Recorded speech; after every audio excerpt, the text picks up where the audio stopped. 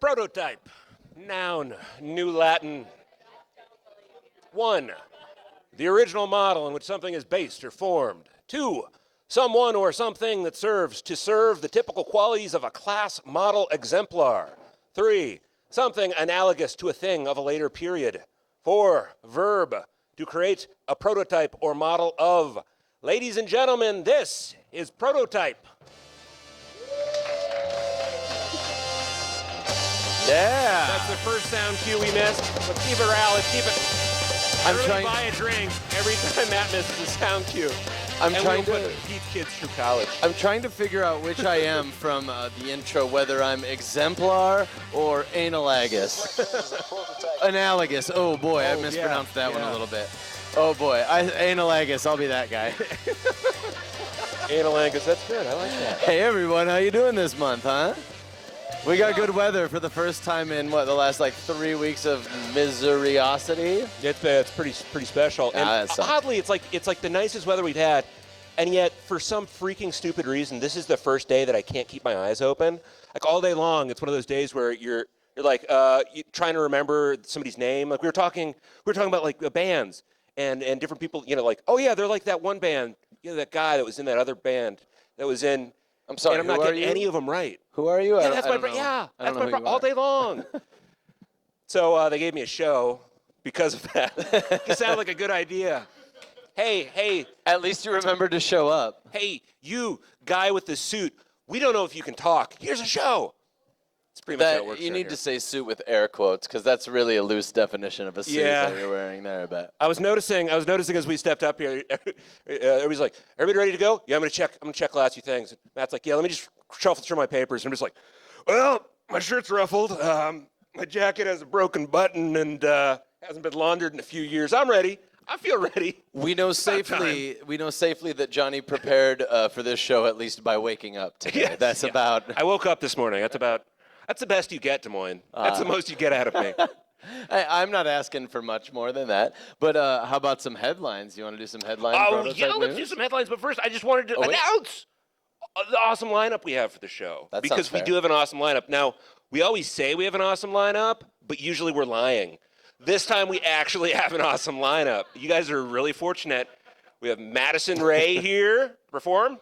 We have from the Last Laugh Comedy Theater, Dirk Sprouse to perform. Nice. We have a recent book author, Ben Arzate, here to read a portion of his book, and Samantha Lee Thomas from Global Arts Therapy. We have an awesome setup, guys. That sounds good. It's going to be epic. You won't just be listening to me all night, I swear. Well, sometimes they can listen to me, too. I'm fine with that. Much like Adam Savage, it gets better, guys. It gets better. I'm a middle child, so I handle the added attention well, so I can roll with it. All right, headline news.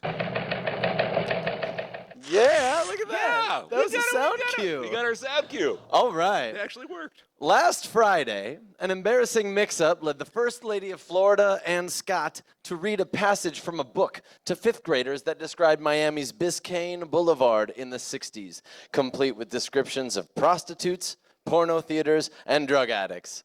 She meant to read a passage from another book that highlights Miami's Biscayne Boulevard as it is currently, complete with descriptions of prostitutes, porno theaters, and drug addicts. I love that one. I don't know anything about Miami. I've never been there. Have you? Miami is known for its prostitutes, porno theaters, and drug addicts. Well, it got Tyler's attention. Hoping to catch 2 out of 3. Tyler's just trying to meet his parents. Is that would we call it? Would that be like an STD hat trick you're performing down there, basically? All right. In perhaps the craziest attempt to spin a story, former motel owner Gerald Foos wishes to be seen as a sex researcher and social observer rather than a voyeur after admitting to watching hundreds, perhaps thousands of guests having sex and going to the bathroom at the Manor House Motel in Colorado. He could not be currently reached for questioning as his workload at the NSA has him completely tied up. Much like many of his hotel guests. Finally, responding to scared tourists and annoyed locals, the New York City City Council has, the New York City Council, there we go, has decided to crack down on the amount of Elmos allowed in Times Square. The legislation comes after complaints about aggressive solicitation of money, forcible touching, and other behavior in the famed Midtown Manhattan crossroads by the dozen of Elmos, Spider-Men, and other mascots who set up shop there. A spokesmuppet for the Elmos said, guests want the whole experience, and you haven't had that until a stranger has shoved an arm up your backside. Why do people still do Elmo after that? The controversy with his puppeteer. Well, he was acquitted. Like it was unfound. The allegations were unfounded. Okay. Like they got disregarded later. But well, yeah, but it still ruined the guy. Regardless, like, hey man, I stand up for due process of law anywhere that it exists. I even stood up for Jared Fogle for like 8 hours after people started calling him a child molester. Like, trying to have a conversation with somebody in the audience, that keeps the comedy show rolling. I learned from you, Johnny. I learned from you. Not to mention the I think asking a question about a child molester, that was just a bad. That was more of a statement. Yeah. Kind of boring, two birds with one stone. Why aren't you reading the sheet there? Okay, all right. In a recent statement, officials from Shanghai have said that people who fail to visit their parents will have their credit scores lowered. While in another statement, Chinese millennials who still currently live with their parents will receive a credit score boost in an attempt to get them out of their fucking basements. A Des Moines school district spokesman has confirmed that 9th grade girls hired a male stripper to perform at their school's synchronized swimming club's annual banquet. Read that last part again. There's still a punchline even after this. All right, let's do this one more time. A Des Moines school district spokesman has confirmed that 9th grade girls hired a male stripper to perform at their school's synchronized swimming club's annual banquet. The Roosevelt High School principal will... Roosevelt. That's what it says here. Did I? Sorry if I said it wrong.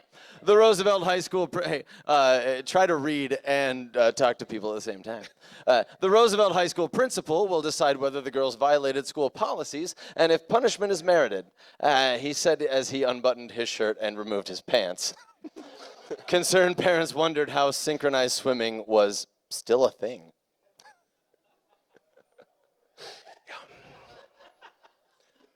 Science news now.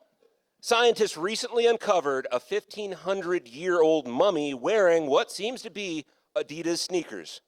Immediately following the announcement, children of the scientists told their parents that Adidas hasn't been cool for like, oh my God, 1,500 years.